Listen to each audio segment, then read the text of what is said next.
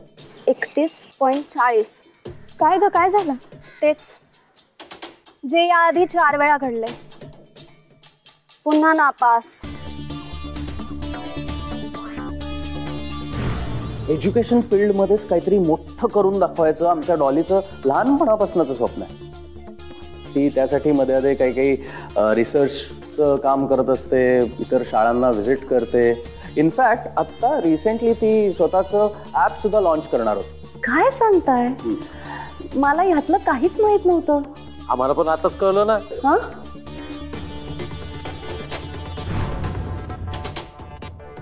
नाही म्हणजे बाकी सगळं माहित होतं, पण हे ऍपचं आता कळलं. आता बोला. म्हणजे तुमच्या आनंदासाठी आम्ही सगळ्यांनी अजून काही करावं अशी तुमची अपेक्षा असेल तर तुम्ही फक्त ऑर्डर सोडा. प्लीज असं काही बोलू नका. तुमच्या सगळ्यांचे आभार कसे मानायचे मला खरंच कळत नाहीये, काय बोलावं सुचत नाहीये.